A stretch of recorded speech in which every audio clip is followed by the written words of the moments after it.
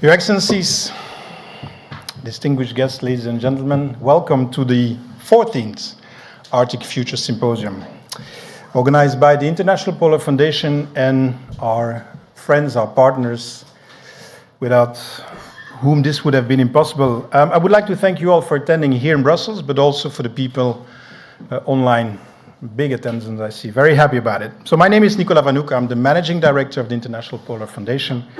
And as I said, I wouldn't be here on stage, you wouldn't be in this room or online if it was without the effort of our partners that I want to explicitly thank.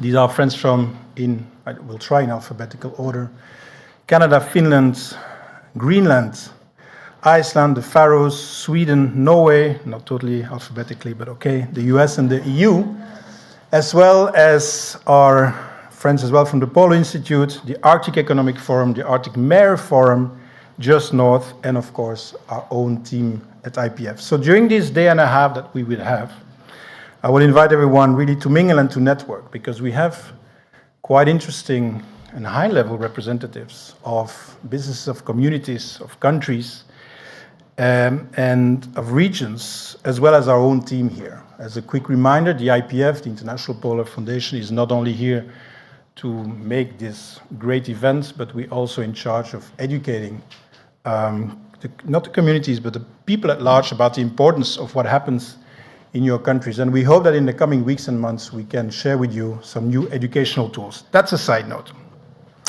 So we have an interesting and quite a busy schedule ahead for this coming 2 days, and very wide array of topics that will be discussed. And we will also, like for those of you who were there last year, we will be happy to announce the winners of the second Laurence Strachan Arctic Futures Award. That will be for tomorrow. But let's start with the program of today. But before I introduce our various keynote speakers of today, I would like to share with you a message that we received from our founder and the president of the International Polar Foundation, which is Alain Hubert. Alain is currently in Antarctica, the other side, was unable to be connected today as in the field preparing research with scientists, but we have a little recorded video that I would like to share with all of you. Ladies and gentlemen, good morning. As founder and president of the International Polar Foundation, it's my pleasure today to welcome you to the 14th Annual Arctic Futures Symposium from the Princess Elisabeth Antarctica, the world's first zero-emission polar research station. We're happy to see that so many distinguished speakers have agreed to give their time to discuss issues affecting the Arctic at this year's symposium. Over the next 2 days, the symposium will address important topics including Arctic governance and security, the green transition, critical raw materials, energy, land use, fostering innovation, youth engagement, and key demographic trends. On the second day of the symposium, we will announce the winner of the second annual Laurence Strachan Arctic Futures Award. Thanks to the generosity of the Strachan family, the International Polar Foundation is able to offer an annual prize of €7,500 to an entrepreneur or startup based in the Arctic. We would also like to thank all of our partner organizations whose important contributions have helped make this event possible.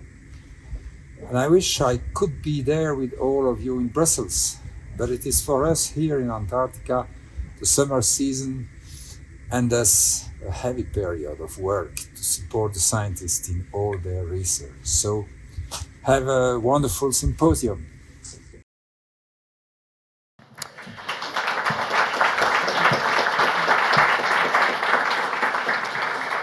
And I think that everything has been said now as far as an introduction is concerned. Let's start with our 14th edition of this symposium. I would like to welcome on stage, or here there's no stage as I said, our first keynote speaker, the State Secretary of Norway, Ms. Maria Varteressian. Please. Thank you so much. Dear friends of the Arctic, it's a It's truly wonderful for me to be here with you to speak about a topic which is really close to my heart and which is also very key, important strategically to my country, the Arctic. And I want to start off by asking you all a question, and that is, what is the Arctic? Looking out on this enlightened audience, I'm sure that many of you could have jumped up, come here to this very place where I'm standing and held at least an hour-long presentation sharing your perspectives on this question. But to calm the organizers down, I can assure you that I will not do so. So please allow me to share my perspectives. I think that the image of the Arctic truly depends on where you are and what you're associating with the Arctic. For some, it might be an exotic outpost at the end of the world, the pole, for which they want to visit. Exotic nature, something unique. For others, the Arctic represents perhaps the most clear picture, the images of the effects of climate change, with melting polar ice, with ice disappearing, polar bears struggling, clinging to the remainings of that ice. And yet for others, the Arctic can be described as home, which is the case for 10% of the Norwegian population. The Arctic has been my home for many years. And friends, it has almost become a cliche to say this, but what happens in the Arctic doesn't stay in the Arctic.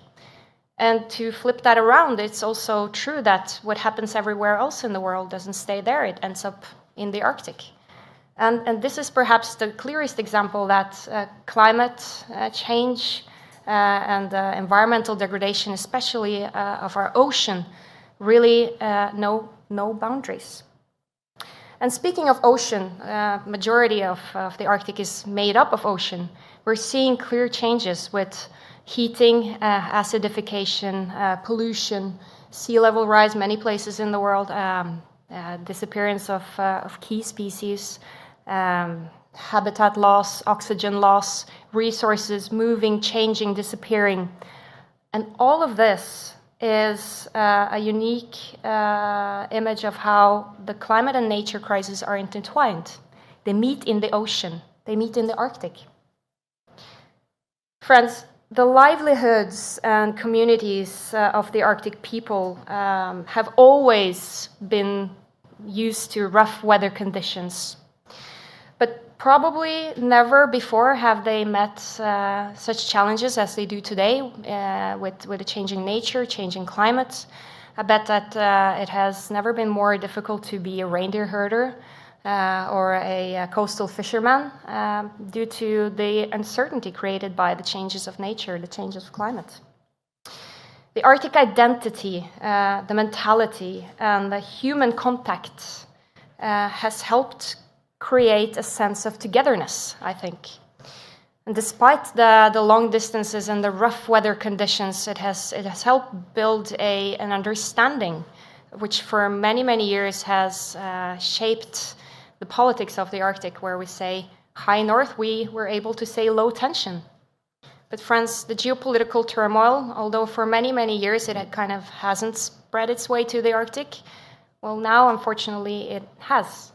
And we see that geopolitics are in a great extent affecting the collaboration of the Arctic with Russia's aggression and war in Ukraine, making business as usual impossible the way it has been carried out.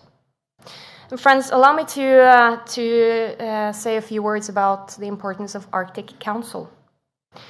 The Arctic Council is the main platform and infrastructure for an organized collaboration on Arctic issues. The Arctic Council originated from the Arctic Environmental and Protection Strategy from 1991. And it is made up of the Arctic states and also the indigenous people who have from the start played a key role and are also permanent members of the Council.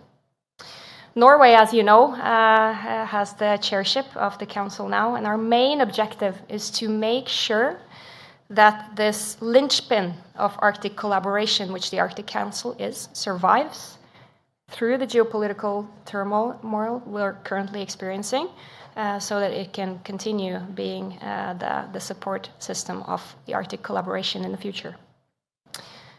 Friends, back in 1996, when the Arctic Council was formed, I think we can all agree that the interest and awareness about the Arctic was not the way it is today.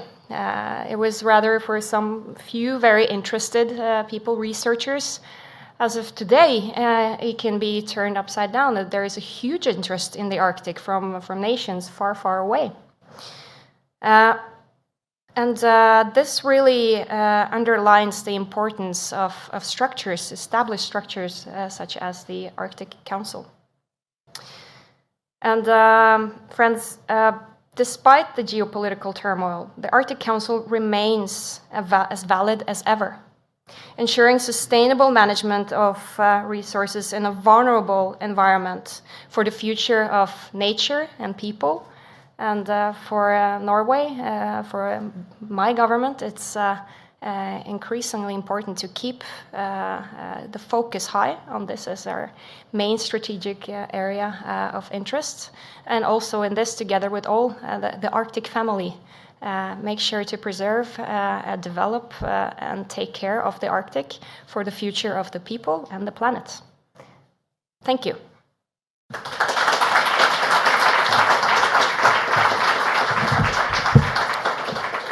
Thank you very much, Ms. State Secretary. Interesting remarks about the different definitions of the Arctic, about your view of how it changes the importance of the Arctic Council as well. Thank you very much.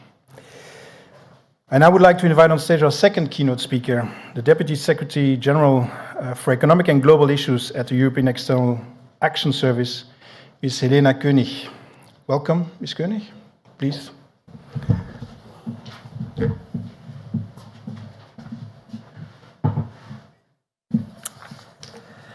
Thank you very much, Excellencies, ladies and gentlemen. On behalf of the High Representatives, I would like to first thank you for the invitation to this year's Arctic Futures Symposium. High Representative Borrell sends his sincere regrets for not being able to be here today, and he would like to thank very much the organizing committee who's ensured that we had this symposium annually in Brussels. As the State Secretary mentioned earlier also, there's no doubt that we're facing new, complex local and geopolitical dynamics after the unprovoked aggression on Ukraine in 2022. This have had effects across the whole world, and even places, as was mentioned, that seem to be untouched by geopolitics and security outcomes. Have felt the effects of this, including the Arctic region. The Arctic region will continue to undergo major transformations in the coming years, partly due to this increasingly complex geopolitical global environment. In a sense, complex is the new normal, unfortunately, when it comes to geopolitics. But also, of course, as was mentioned, the devastating results of climate change that are already impacting on the region. In this context, the EU will continue and support and engage with the Arctic region to increase capacities to deal with these challenges. The major transformation will touch on all aspects of the Arctic. We mentioned already the environment, of course, but also economies, the social fabric, the legal structures, and many other fields. In the next decade, demographic shifts will see the population increase in some areas, while in other areas may become uninhabited. Arctic shipping, mining, tourism, and probably even agriculture are likely to become major economic sectors with transformative effects for the population, local inhabitants, and local authorities, with major repercussions and broader geopolitical effects. Although the Arctic states will continue and carry the primary responsibility for decision-making and the development of their territories, It is also clear that a number of challenges will transcend national boundaries, both geographic and political. With regard to cross-border issues, regional and multilateral cooperation is and will continue to be essential. The EU can and would like to be an important partner in this context. Then, of course, I'll come back to the most pressing challenge that are facing us all, and particularly acute in the Arctic: climate change. We know the facts, and we have been reminded about them again just ahead of the start of COP28 on this week, on Thursday, in Dubai. The global average temperature is forecasted to increase 2.9 centigrades by the end of the century. Arctic temperatures are rising 3 to 4 times faster than any other part of the globe, causing ice on land and at sea to melt away, and permafrost on land and under the seabed to thaw. Climate change is threatening livelihoods of local inhabitants, including, of course, centrally the indigenous people, and will transform physical landscape and lead to biodiversity loss. Local authorities, businesses, and Arctic states are struggling to get to grips with the ecological, economic, and social effects of climate change, like the rest of us, but perhaps even more in this region. For the EU, it is important that we slow the effects of climate change and support the sustainable development of the Arctic regions to benefit their communities and future generations. This in turn will also help us to reach our goals of the Green Deal. But while protecting the Arctic is essential when it comes to achieving our climate objectives, it is also, as was mentioned earlier, a matter of geopolitical necessity. There is a great interest in Arctic resources, which are likely to become more accessible as climate change advances. That includes fish, of course, fossil fuels, and critical raw materials, as well as the possibility to develop renewable energy and infrastructure such as data centers, radars, cables in the region. Together with the growing interest in Arctic sea lanes, it is clear that the world is gearing up to engage more and comprehensively and actively in the Arctic. As demands for critical raw materials increases, alongside with issues of security of supply, which you hear already, the geostrategic importance of the Arctic will increase.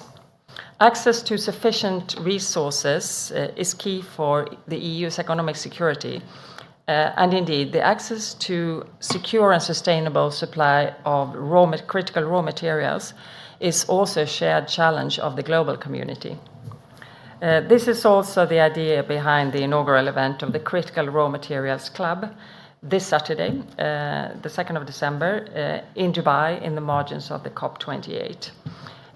It promotes international cooperation amongst a diversity of countries from different regions at different levels of development, different resource needs and availabilities, and aims to achieve mutually beneficial outcomes, including sustainable industrialization and value creation in resource-rich nations that may not have had that possibility to develop them before. Geopolitically, the Arctic is also becoming an important region for competing security interests. Russia has reinforced its military assets across the Arctic regions, and Russian military exercises have become more frequent. The Arctic states and NATO have responded by increasing their surveillance and by conducting large exercises. Despite the changed circumstances following Russia's war and aggression against Ukraine, the European Union continues to believe that a safe, sustainable, prosperous, and peaceful Arctic is important, not just for the Arctic, as was said earlier, but also for the European Union and for the world. The EU will contribute to tackling these challenges in a robust, sustainable, and inclusive manner by working with like-minded states, local authorities, indigenous people, civil society, business, researchers, and think tank, i.e. very much the group of people we have here today and online. The Arctic region is fast changing from a region that was previously seen as largely disconnected from geopolitics and security concern to one that is clearly now much more at the center of geostrategic discussions or even competition. We cannot ignore the local and global importance of the coming transformation across the Arctic regions, and that's why symposiums like this are so important. I wish all participants in this year's Arctic Futures Symposium a fruitful conference and good discussion. Thank you very much.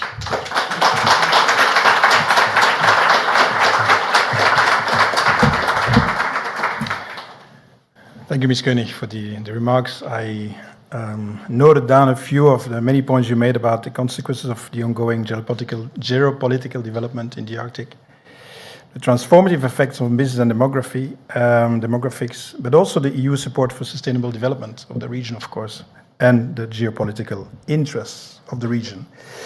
Next, it is an honor to have with us, not the first time, not the first year, Ms. Charlina Vitcheva, Director General of DG Mare. Welcome back at our symposium. Please, it's all yours.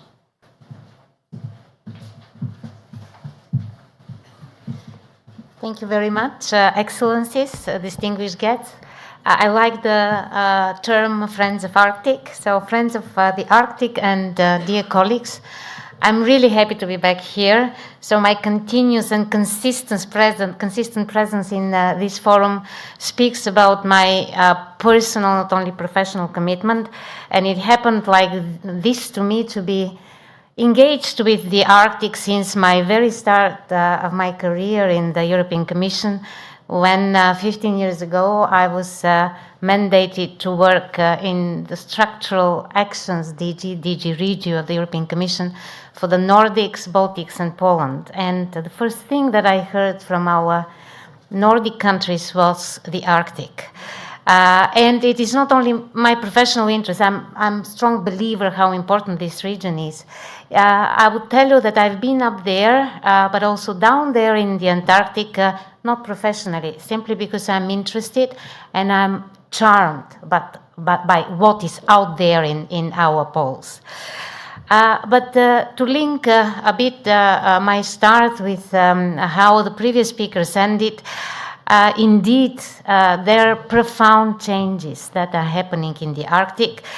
And as my colleague Helena just mentioned and outlined the major transformation drivers there in the Arctic, we can agree, all of us, that these are the climate change, the geoeconomics, the geopolitics, and security.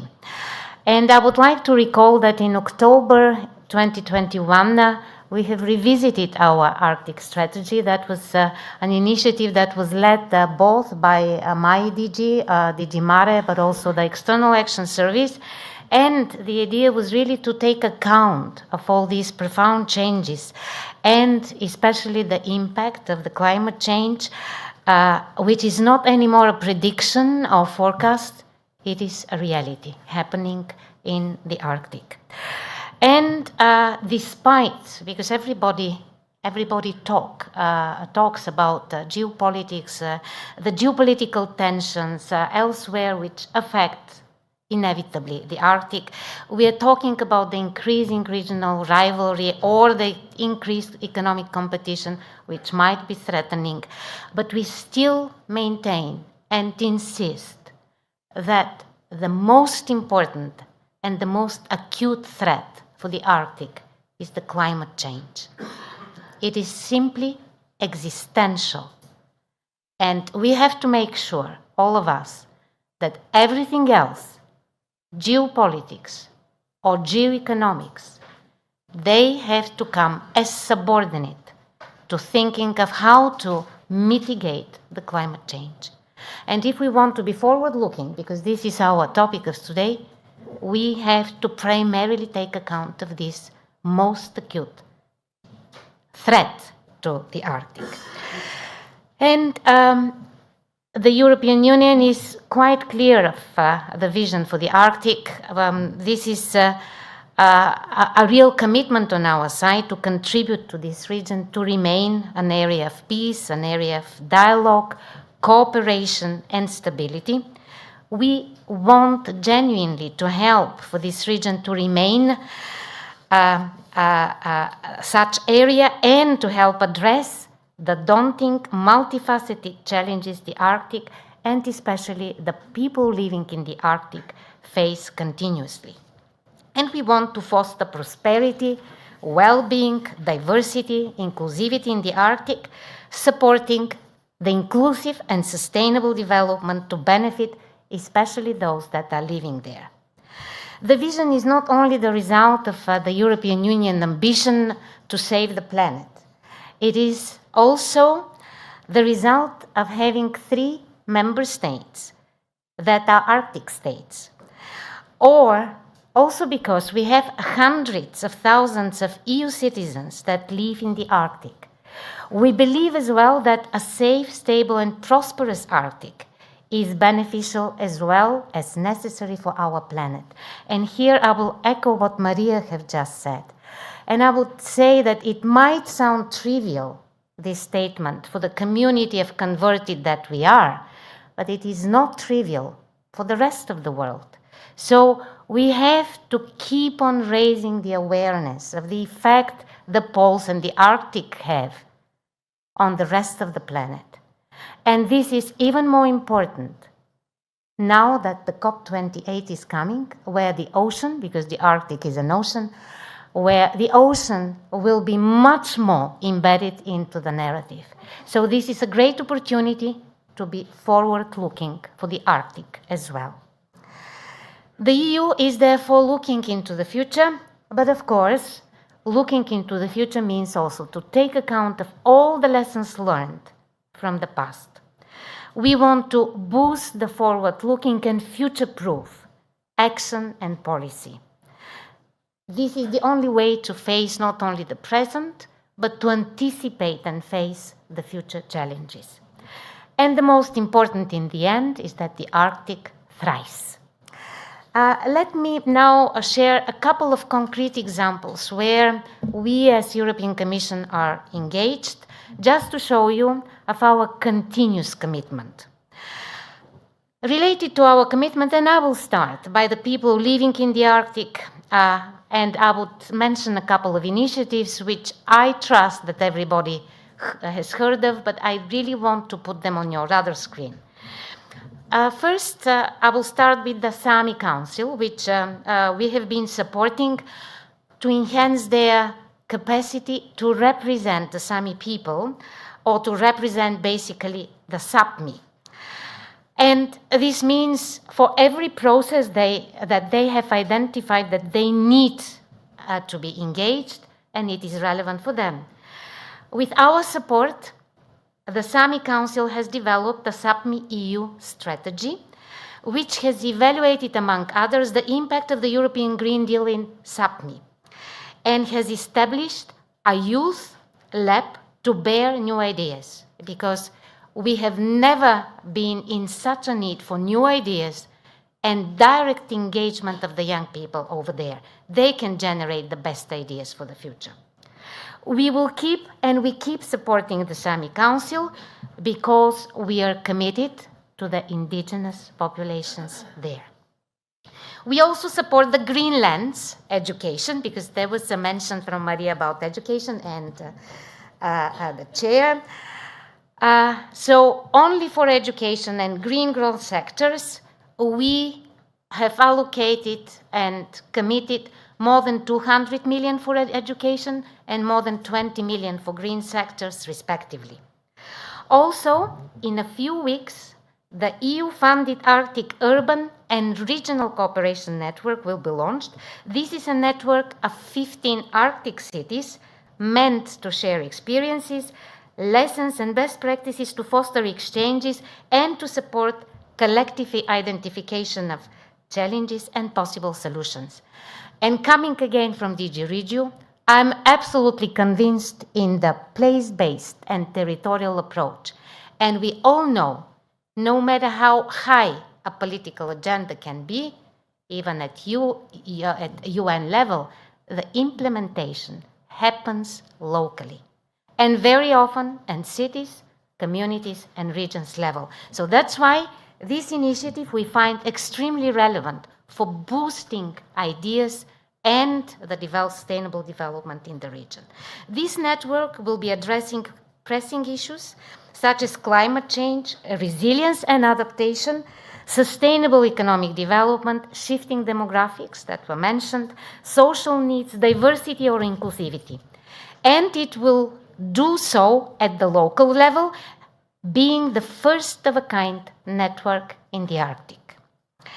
We are committed to further our regional development support, and I always speak in terms of millions, so I will mention here the 260 million euros that were allocated in the 2021-27 programming period for inter-regional sustainable development. That means that we will put the regions together into a cross-regional mindset to produce development projects under our Interreg programs. And let us not forget that 5 of the Arctic countries are also part of the Schengen and the single market. These are enabling the free movement of people, goods, capital, services, and I will put ideas. The European Union is committed also to foster the dialogue with and on the Arctic.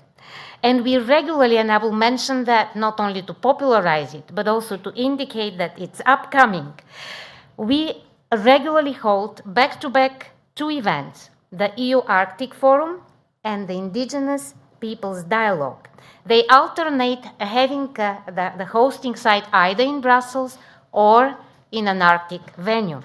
And this time around, it will be on the 14th and 15th of May next year, and it will take place in Brussels.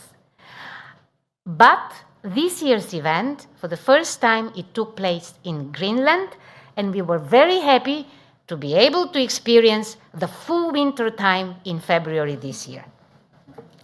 We also launched a call for grants for more than 2 million euros to establish a new Arctic youth dialogues, a youth-led initiative to support capacity building amongst the Arctic young people to enable their participation in Arctic and global conversations and to foster exchanges and understanding better the Arctic and to raise the awareness of the European Union youth. The EU Arctic Youth Dialogues will start delivering in early 2024, and I'm sure we will have a number of ideas to report in May next year. We will also expand our EU Arctic Forum and Indigenous Peoples Dialogue to integrate this youth dialogue, and I'm looking forward to your ideas in May next year. I will echo to what Helena said, that Arctic cooperation is essential, and that's why dialogue for us and all the initiatives that I mentioned are of essential importance for us. And I have to echo also what Maria said about the Arctic Council, which is the thriving melting pot of Arctic cooperation. Now I will mention a couple of things we are doing on the Arctic research. We are absolutely convinced here in this room that we have to keep pursuing understanding better the region. What type of geophysical changes happen in the region? What type of scenarios, future scenarios we are to expect? And this has to happen in close cooperation and partnership with those living here, because they are the ones that have the decades and centuries long Arctic indigenous knowledge. This is absolutely essential because we don't have much time to observe nature. We use the AI and whatever technologies, but the human observation, the most long-lasting observation comes from the indigenous people. As you know, the European Union is a global leader in polar funding. Out of our Horizon Europe and Horizon 2020, we allocate 380 million. And also we use the EU Polar Net, which has a multiplication idea behind. We also launched a strategic initiative, the mission Restore Our Ocean and Waters by 2030. It is conceived to support the deep changes needed in our planet and our society to enable large-scale transformations through concrete game-changing solutions. The mission Ocean supports action under lighthouses, which are concrete place-based projects. And under the Arctic Atlantic Lighthouse, an effort is done to mobilize and synergize contributions from different sources, and we have pledges for projects for almost 800 million. So this is the mobilizing effect of this initiative. The EU has mobilized already 330 million proposals for research and innovation projects under the Mission Ocean, with additional 127 million planned for 2024. You can find all that on our website and on the charter that supports this mission. And I cannot forget mentioning the Copernicus and the Galileo programs. Copernicus is our Earth observation program. It is the essential enabler of Arctic and climate research. And it is actually the foundation of a highlight project which was announced by our President von der Leyen, the digital twin of the ocean project. It is meant to be really forward-looking, to supply us with scenarios on the basis of all the data collection and all the analyzing capacity that we have across the planet. Galileo is the EU's global navigation satellite system, and it offers reinforcement to satellite navigation also in the Arctic Ocean. And let me give probably a few examples how we would like to protect Arctic environment and promote sustainability and science-driven policy making. And I picked to mention one of the latest very important highlights in our ocean governance policy. This is the Central Arctic Ocean Fisheries Agreement, which is a success. This is a unique agreement which is characterized by a precautionary, science-driven and inclusive approach that takes into account traditional knowledge from the beginning by design. And the EU is part of this agreement, representing 27 member states, and we are working on its timely implementation. The EU has been a key partner in developing the joint program of scientific research and monitoring of this agreement and funding projects that directly and indirectly contribute to gain more knowledge about the Central Arctic Ocean. We are working with other parties to the agreement to meet the deadlines, and we would like to be timely and substance-born there. I cannot but mention the BB&J agreement. So that was such a landmark and such an important achievement, which is also so much relevant for the Central Arctic Ocean. It is an important step after the Köning Montreal Global Biodiversity Framework to establish the 30 by 30 target also in the Arctic. So many framing excellent milestones to work on for their implementation, but also to frame our communication strategy to the rest of the world. And I will finish with the Convention for the Protection of the Marine Environment of the Northeast Atlantic. You know it, it's OSPAR. There, the European Union is a party, and we have been supporting the establishment of marine protected areas, also within the Arctic Ocean, and always within the limits and mandate of the OSPAR Convention. The ongoing transformation in the Arctic will be intense. It might surprise us. We don't know where the tipping points are. But the Arctic needs not to be driven by those forces. It can take advantage of them and shape the future. And I like the title of today because this is exactly what is meant there. The EU will keep supporting Arctic players and stakeholders so that this transformation is positive, not running behind the train, but running ahead of developments. This is not altruism. This is not charity. This is an imperative and a necessity, because a sustainable, inclusive and thriving Arctic means a sustainable, inclusive and thriving planet. Thank you very much for your attention.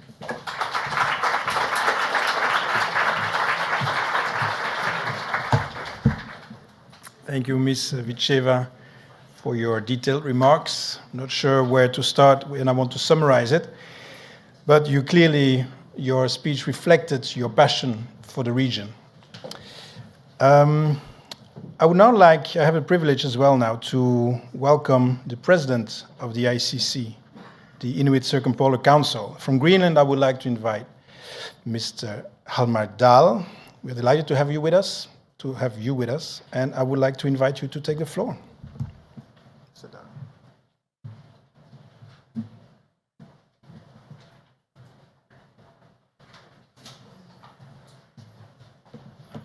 Thank you very much. Also, thank you very much to Polar Foundation inviting Inuit Circumpolar Council to this important symposium. I am Hjalmar Dahl, and I am president for Inuit Circumpolar Council Greenland and vice chair for ICC International. I am happy to join this Arctic Futures Symposium replacing our chair, ICC Chair Sarah Olsvik. I am extending her greetings to you all with a wish that this symposium will be a successful gathering with clear results which we can work on further. ICC work spans across our homeland Inuit Nunat, including Galadul Nunat, Greenland, Arctic Canada, Alaska, and Chukotka in the Russian Federation. We are approximately 180,000 Inuit all in all. The Arctic is on focus, no doubt about it, especially because of the climate change situation, where the melting ice is very visible and influencing the living conditions all around. This situation is known all over, also by the 8 Arctic states, who since 1996 have been in close collaboration with us in the Arctic Council. ICC co-founded the Arctic Council, and along with 5 other indigenous peoples organizations, we are permanent participants to the Council. During the recent Arctic Circle gathering in Iceland, our ICC chair, Sarah Olsvik, said in her speech, "The Arctic Council brings together the 8 Arctic states and 6 indigenous peoples organizations in a unique governance structure. A governance structure we must protect. We must protect and further develop. As we have stated before, there is no Arctic Council without Arctic indigenous peoples." I fully agree with Sarah that we must protect and further develop the Arctic Council. We commend that states for their continued commitment to the Arctic Council, and we note with satisfaction that the Council is intact, although nothing is currently business as usual. In my mind, we should pursue a more equality-based cooperation. As permanent participant in the Council, we have the right to speak, but no vote. We have to start thinking and talk about the issue of vote if we should reach full equality, cooperation within the Council in the future. In regards to which has been mentioned by prior keynote speakers, in regards is the indigenous knowledge systems. In regards to the knowledge systems used within the Council, indigenous knowledge must be fully integrated in the work. To us, the integration of indigenous knowledge will create an important and respectful approach to reach in the Arctic, which we have emphasized so many times in SAO SAO sessions and included in multiple reports by Arctic Council working groups. But we still seek a lack of implementation of this approach, and I hope that this lack of respect be eliminated in the future to come. Whenever talking about the necessity of doing Arctic strategies, etc., special focus should be paid to the living conditions in the Arctic, which is currently generally much lower than in the nation states in the south. This has to be changed. And the full integration of indigenous approaches to development must be ensured to better the human living conditions. If any Arctic strategy should or will be developed by any Arctic states, ICC want to be part and be included in all levels. It is important to develop an Arctic strategy, but without participation by Arctic indigenous peoples, no Arctic strategy. For your information, at the ICC General Assembly back in 2018 in Reykjavik, Alaska, the requirement for the Arctic as a zone of peace was included in the final document, which I think is important to consider seriously for the Arctic policy makers, and this was reiterated back in last year in 2022 General Assembly declaration, ICC declaration, to emphasize. When the reaffirmation of 1977 founding meeting resolution calling for the Arctic to be used exclusively for peaceful and environmentally safe purposes. The United Nations Declaration on the Rights of Indigenous Peoples should be an integral part of the if considering in Arctic policy. An important passage of the Declaration on DRIP, for example, ILO 169, is that all legislation on development projects must include the right to free, prior, and informed consent,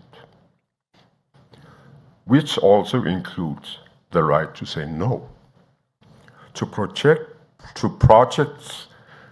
that hinder or restrict the indigenous peoples in developing their own economies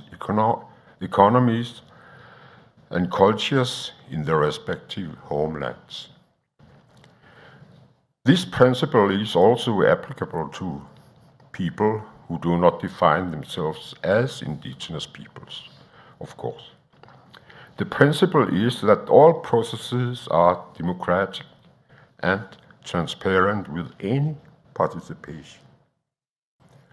I want to echo the youth delegates who attended this summer our Arctic Peoples Conference when they said, nothing about us without us. This term may be used a lot. That is because many policies and decisions continue to be developed and taken without us, and that must be turned around. We strongly believe that our involvement results in stronger outcomes, not just for us, but for all. We are not. Thank you very much.